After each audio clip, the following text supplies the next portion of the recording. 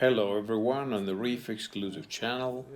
This video is about biology and biofiltration. The first thing you should understand on this subject of creating a beautiful reef aquarium is that biology is directly related to chemistry. In other words, chemistry in marine aquarium won't matter without biology. That is, all chemistry affects biology, and biology can also affect chemistry. So you have to understand that we have chemical elements in biologically active forms. It means there is biochemistry and there is just chemistry. So there is organic calcium, for example, and there is non-organic calcium. I think you already know that only biological calcium is absorbed well and easily by corals and other marine organisms. That is organic one. So there are also trace elements in the same forms. It should always be taken into account. For example, there is an elementary iodine, which is brown with a distinct smell of iodine, and there are forms of iodate and iodide, which are basically not absorbed by anyone or anything until they turn into this elementary form. That's the elementary form of brown iodine that gives these effects in coral staining. You know, tips of corals become blue, everything is colored blue. These are effects from elementary iodine. Manufacturers often sell, not all of them and not always, but they do often sell iodate or iodide. You see, it's clear liquid. There is no color, no difference from ordinary water. So you dose this iodine form into the aquarium, and then, in the biological process, they partially turn into an active form, that is elementary iodine, and only then you get those effects, not immediately. So if you dose, for example, brown iodine, you should understand that you must not overdose it. This iodine immediately enters into all biological processes and can have both positive and negative effects if overdosed. Iodide is dosed, for example, once a week and gradually turns into an active form, that is, the form of elementary iodine. I think you basically understand all that. So all micro and macronutrients can have active and inactive forms. Another example is tin. There are non-organic tin, which is not toxic in essence, but if you just have organic tin, it is a toxic form that adversely affects all bioorganisms. So if it's too much, if you overdose it, your corals will simply die. If it is organic tin, you should be aware of it. You can do an ICP test and see, for example, the amount of tin in your aquarium is about 100, and there will be no problem. But if this tin is an organic form and ICP will not show that, then you can have a problem. Even when the tin rises only 5 milligrams per liter, this is already a big problem. So you have to understand how tin turns into an organic form. For example, you have some pipes, pumps, plastics, they contain some tin, that is, you have accumulated a certain amount of tin, not an organic form, and then you suddenly made some interruptions in biology of your aquarium, and you had a burst of some algae that consume and accumulate tin very well. And when you start fighting these algae, they decompose in your aquarium, releasing tin back in their organic form. And according to ICP tests, you will see practically no changes. But you will see the effect as dead corals. They would turn pale, some may turn green, some montipores can go darker or turn green. That is all tested on your own experience, including tin and iodine. That's how you get into a lot of trouble.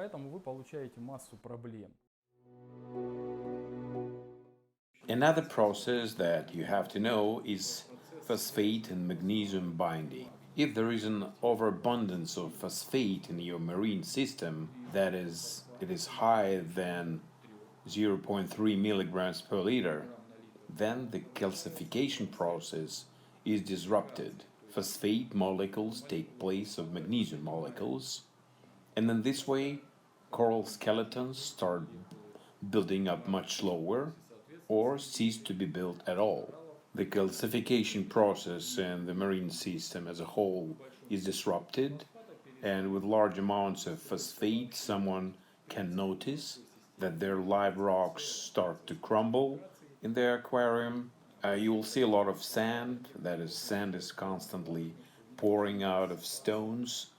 That is exactly the process of destruction influenced by a large amount of phosphate when calcium structures begin to collapse and corals naturally stop growing and gradually die. The next process that also needs to be understood is how calcification is connected with nitrogen cycle. What is the nitrogen cycle? Nitrogen cycle is a transmission of ammonia. Ammonia is released by our fish, the remains of rotting feed.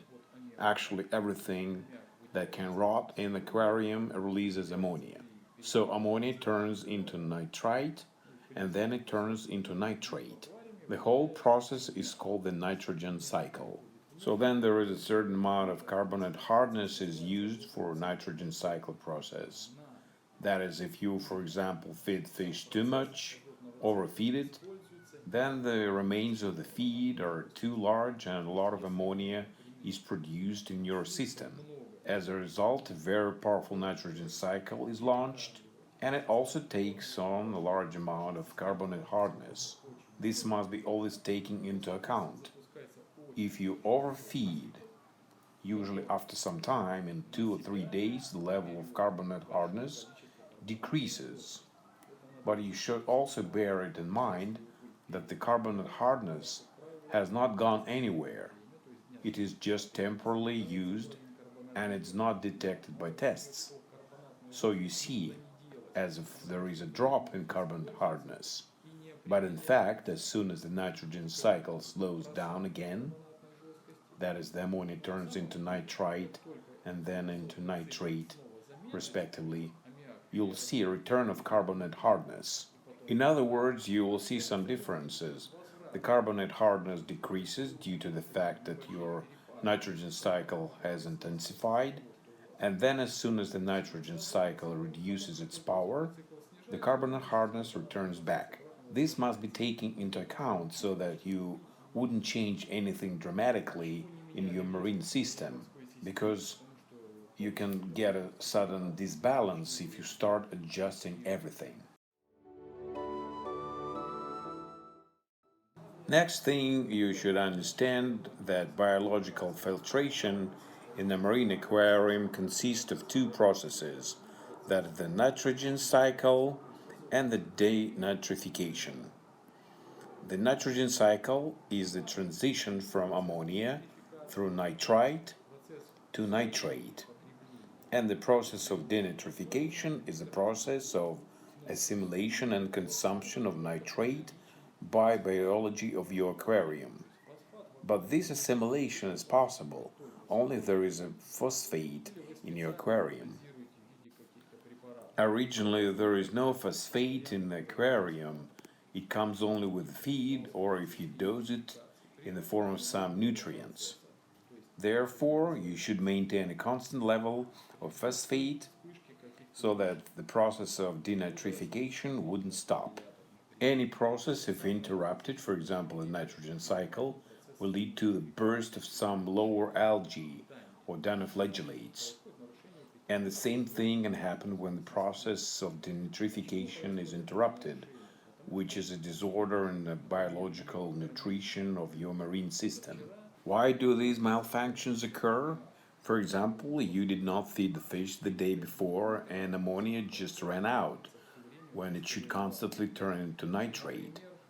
This process should last all the time without interruptions. Or another example, you have run out of phosphate in the aquarium, phosphate has fallen to zero. The same thing, the process of denitrification stops, and you also get a lot of trouble because your corals and aquarium organisms cannot consume nitrate without phosphate. I'll give you another example. Some fish dies in your aquarium. There's a huge release of ammonia and a very powerful nitrogen cycle as a result. Then this fish rots. For example, you saw it remains and threw it out of the aquarium, but the powerful process has already started and accordingly the nitrogen cycle accelerates, which gives out too many nitrates in the end. And at the same time, all the ammonia is completely consumed. That is, we have a kind of a small bacterial outbreak that causes exactly the same disorders and eventually failures and running out of some most important elements of this biofiltration. And accordingly, in the future, in 2 or 3 days, you'll see the interruption of some of these processes and actually some kind of light outbreak of microalgae or dinoflagellates that quickly ceases as soon as you put in some those missing elements.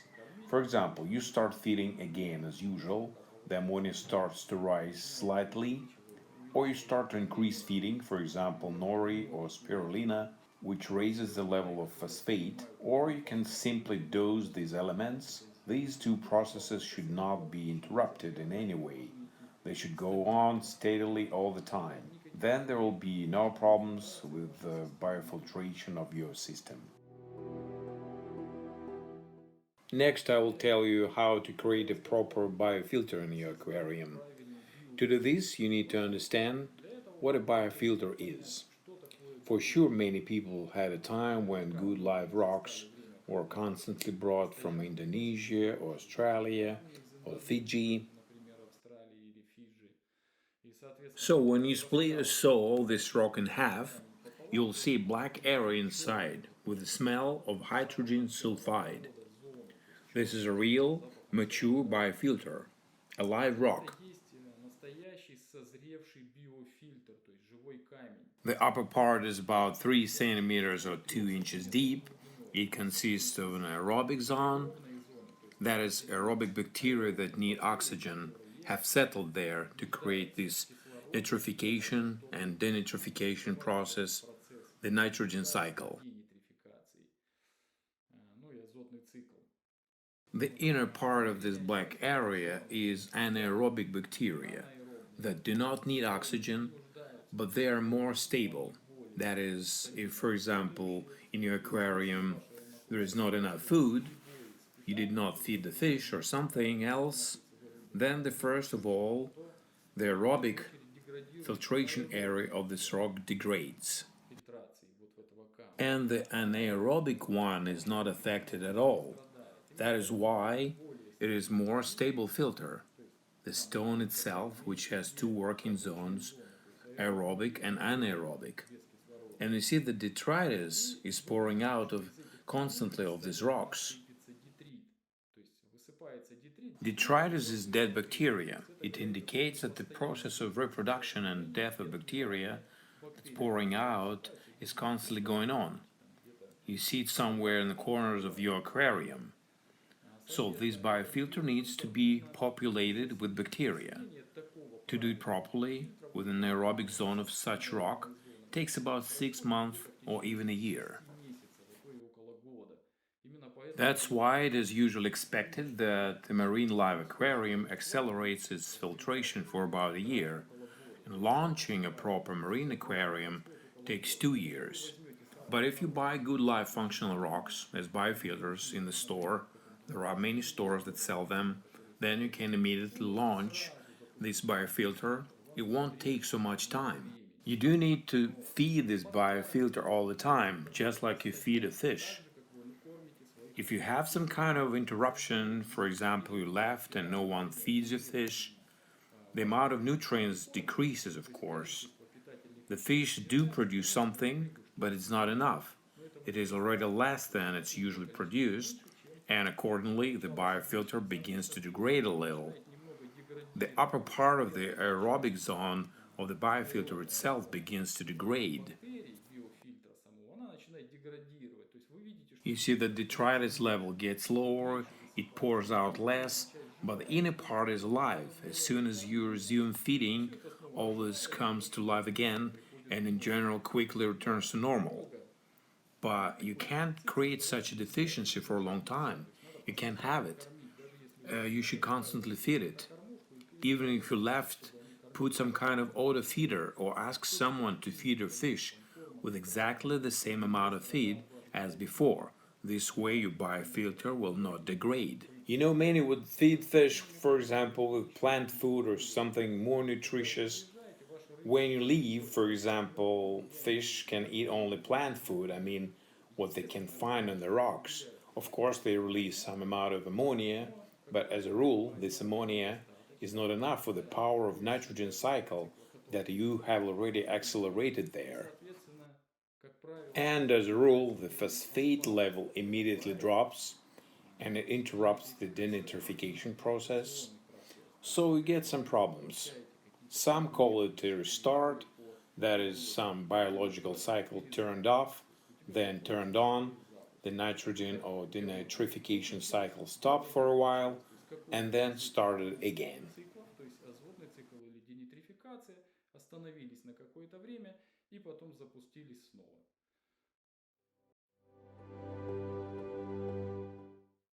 So now you need to understand how to create a proper biofilter.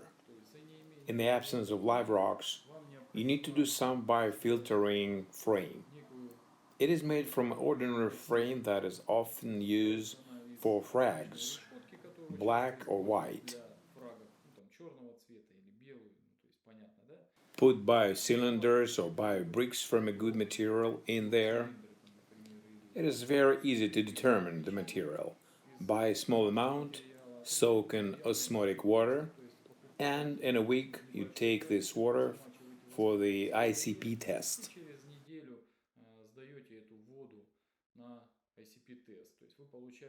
You get information about those impurities that are here in bioceramics. If everything is okay, you can buy it according to the feedback, then stack these biocylinders or bricks evenly in these frames. The frame is made to the size of the compartments in the sump where you're going to place this biofilter.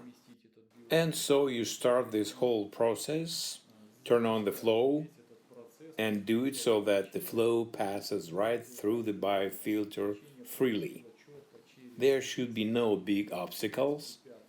Water should wash the whole biofilter.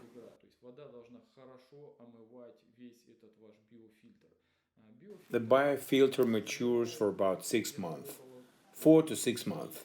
You should understand how it will run.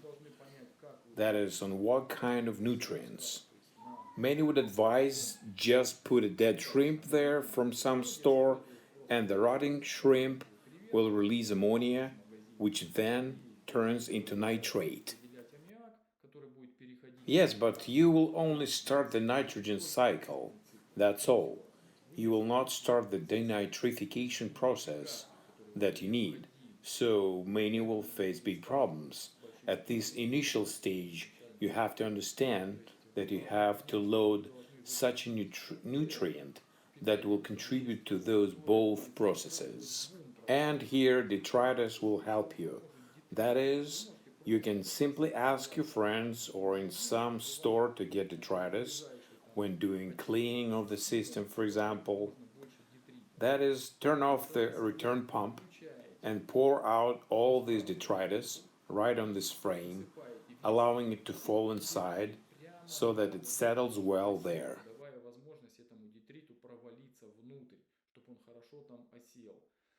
In about half an hour, you turn on the return pump again. Part of the detritus will, of course, splash on your display, but it's not a problem.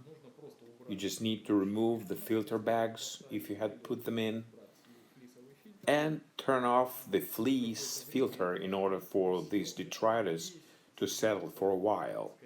It will most likely settle right here in your frame. That is the very place.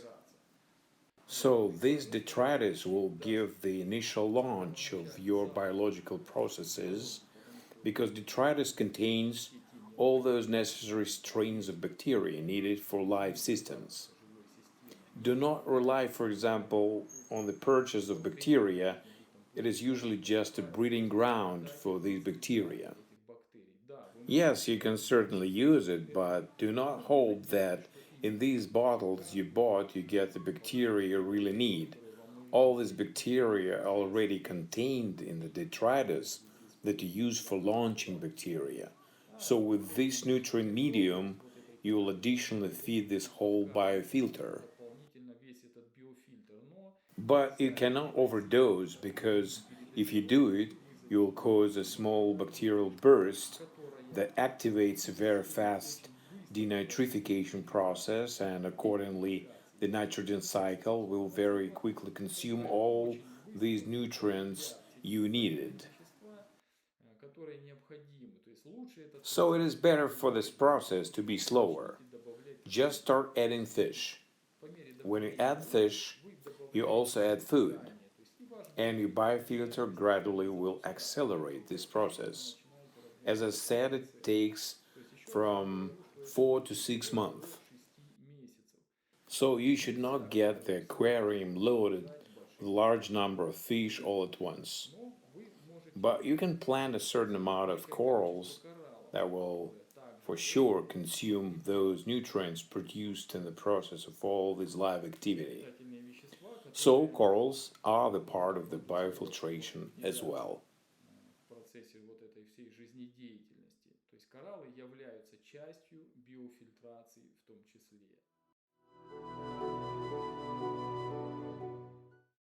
I will tell you how you can determine the degree of your biofiltration. It is determined very simply by the amount of detritus accumulating in your aquarium. As soon as the detritus is produced, it means the biofilter starts working. If detritus accumulates too much, it means that you're overfeeding fish or corals. Too many organic residues left. On the contrary, if detritus disappears, it indicates they're not feeding enough. Biofiltration is starving, and very soon you'll get lots of problems with your biofilter and accordingly with your corals. If you see the rise of nitrate, it indicates that there is too fast nitrogen cycle. It is necessary to slightly reduce feeding or increase the process of denitrification. How we do that? We increase the process of denitrification by stimulating bacteria to breed. There are certain substances we add to the aquarium that contribute to the increased reproduction of these bacteria. Some branded bacterial mixtures can help. They are in the capsules and usually contain nutrients for bacteria. There are no actual bacteria there, but you can use ordinary food glycerin of good purity, that is, organic food glycerin. The dosage is maximum 5 milliliters per 1000 liters of water of your marine system. You should understand that the more powerful biofiltration you have, the bigger dosage of glycerin you can add without getting a bacterial outbreak. We should never create a bacterial outbreak.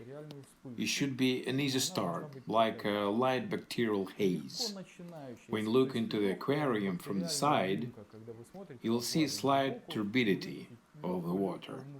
This is the maximum you can allow. By no means should you allow a full-fledged bacterial outbreak, since there will be too much bacteria and they consume all the nutrients very quickly, like ammonia, nitrite, nitrate, phosphate, which will stop some or all biofiltration cycles at once. They can stop or completely interrupt the nitrogen cycle, and denitrification respectively. You should constantly maintain a certain amount of bacteria in your system. Dosing this carbon in the form of glycerine, for example, even vodka with sugar will do. But glycerine is better recommendation.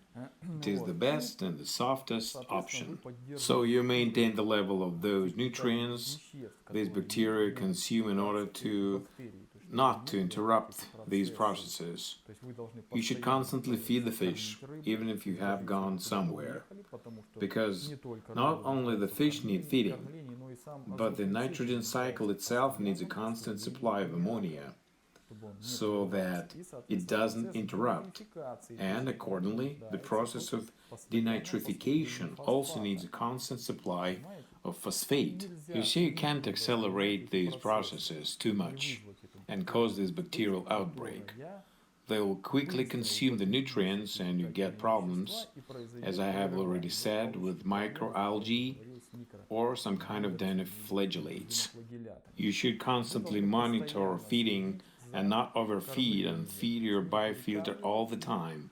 That is, you feed your biofilter and corals with fish together. You understand how important this process is.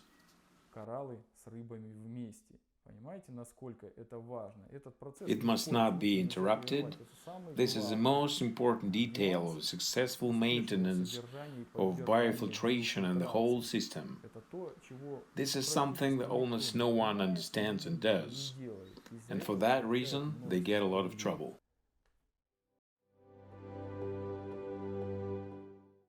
Next, I will tell you how to create a kind of a biological buffer to maintain and prevent interruptions of the nitrogen cycle and the process of denitrification. It is done simply by pouring a layer of fine coral crumbs, not sand, only coral crumbs, so that detritus can easily get into these crumbs and accumulate in your aquarium. These coral crumbs will firstly be a buffer of a carbonate hardness, and secondly, buffer of biological nutrition. These crumbs, when detritus accumulates, will produce some amount of ammonia and phosphate.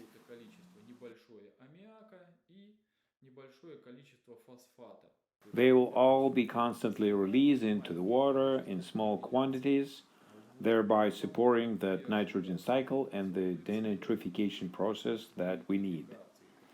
In no case should they be interrupted. Then these crumbs need to be loosened periodically.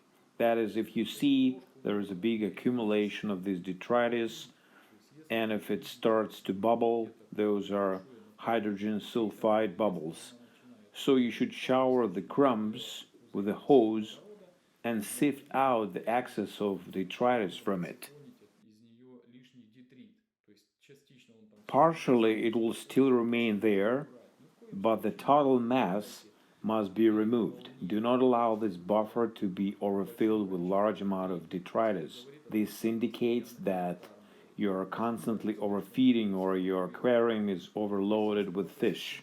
If your system has already started very well, if the biofilter works perfectly, then you can partially remove this buffer filter in the form of coral crumbs. Leave, for example, a layer of 1.5 centimeters there, that is, half an inch will be enough in order not to accumulate too thick a layer of detritus if it's no longer needed. That is, if the process started all right and actually you see constant excessive increase of nitrate, then you can safely remove this buffer.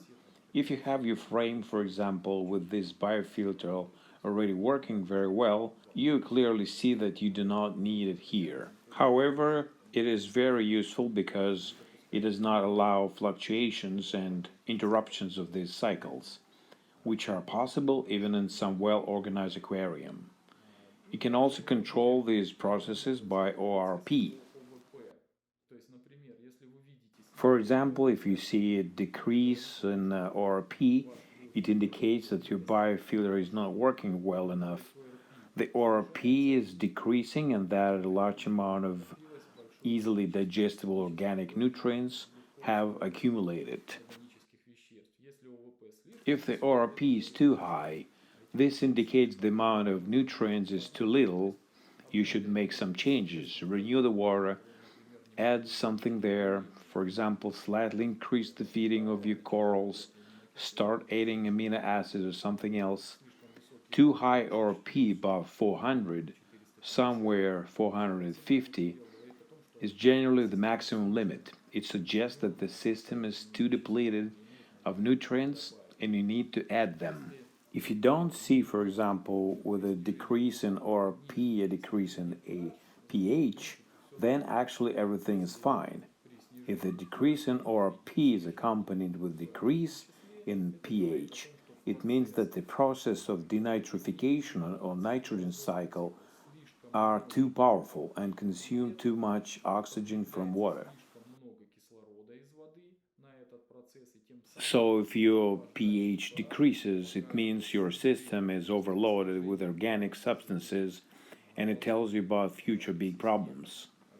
A certain amount of your corals may simply die, which will further aggravate the process by releasing even more organics or some poisons, and your pH decreases even more, then all other even more resistant corals, including fish, can also die, and this should not happen.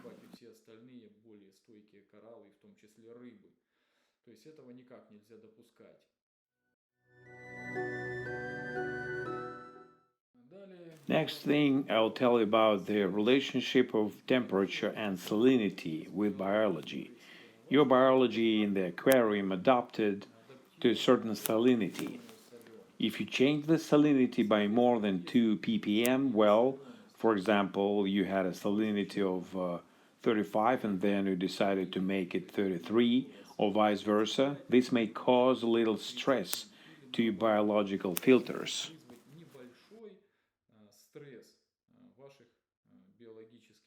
The bacteria begin to work with a little malfunction or some other failure can occur. Then, of course, there will be some adjustment.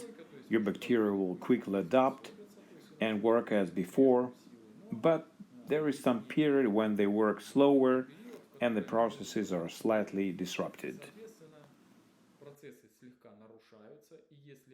And if there were some serious changes, it always leads to the interruption of processes. So if you notice that you had a salinity of 33 and you made 35, then there will be some small failures in biofiltration. This should be just taken into account. There is no need to do anything, just leave everything as it is. It will always catch up a little and return. So if you have 33 ppm and made 35, have some time for about 3 days, do tests and adjust at least the phosphate.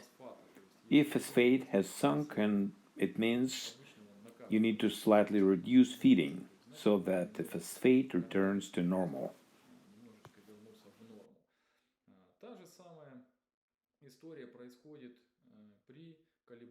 The same story happens with temperature fluctuations, but here you need to take into account even more details.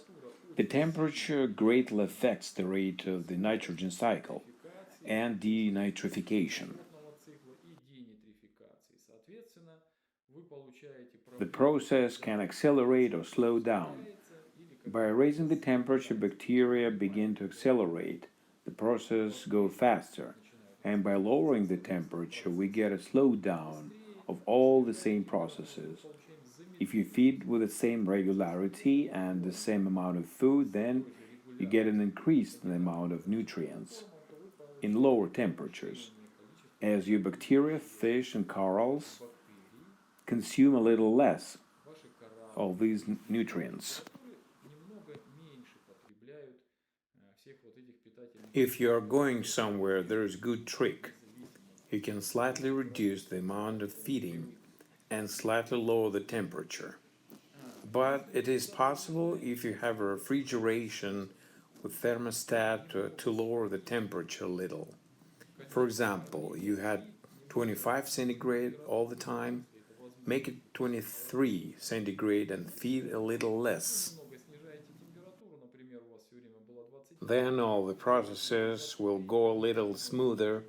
These fluctuations will go a little smoother because when the temperature is high, for example, 26 or 27, as many people have in the aquarium, let's have a reef of 26, 27 centigrade.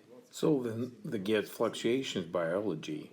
That is, bacteria react very quickly, and accordingly, biological processes like nitrogen cycle become very powerful. They can accelerate very quickly and then be interrupted as soon as the nutrients that are needed are finished, like phosphates or ammonia.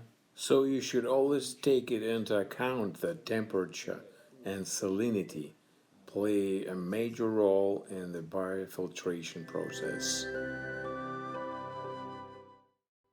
So let's sum up. In order to start the biofilter correctly, you can gradually accelerate, that is, increase the amount of nutrients for this biofilter. We gradually add fish to the aquarium. Let's say the first amount, 2 fishes for 200 liters of water of your system, then 3, then 4, while we can get to the maximum point when we have large surgeon fish for every 100 liters of water and a certain number of small fish. Again, it depends on the amount of feed, especially at the initial stage before your biofilter accelerates, the degree of which you can see on the ORP. So you see that, for example, the ORP of your water begins to rise. You see some positive dynamics. For example, it was 200 and now it became 250. You can add fish and the ORP will decrease slightly. Wait for the rise, ORP reaches 300 again, and you add fish until you get the right amount. As I said, there is one large fish for every 100 liters of water, and there are 2 or 3 small ones. Then you have to understand that all corals are consumers. They consume what fish release. Corals are the part of biofiltration, just like algae. The skimmer is also part of the biofiltration. Well, it knocks out some part of the organic matter. It removes some nutrition.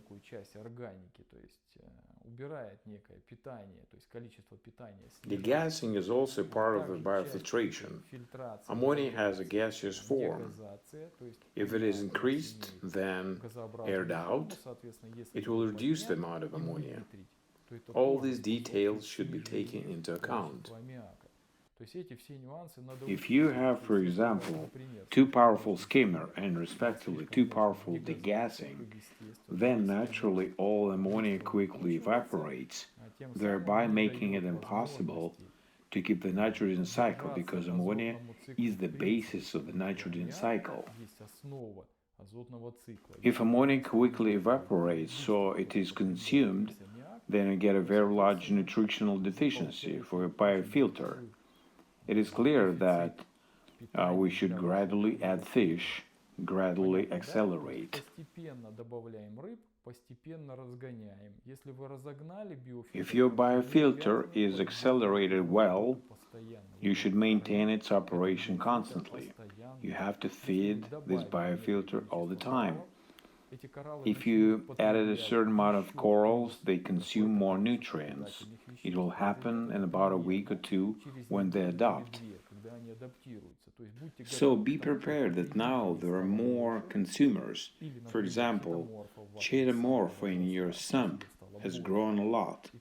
If you remove the excess of it, it means the biomass which consumed those organic nutrients earlier is not there anymore.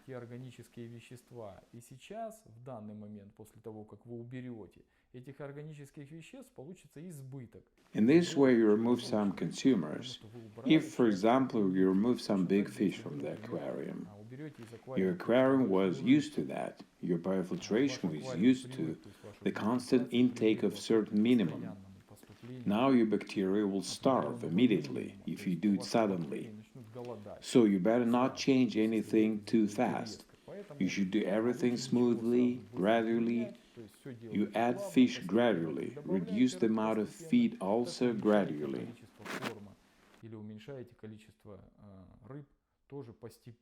If, for example, corals have started growing too fast in your aquarium, then keep in mind that this is a huge increase in consumers for which you should provide the nutrients and ensure the biofiltration by constant feeding.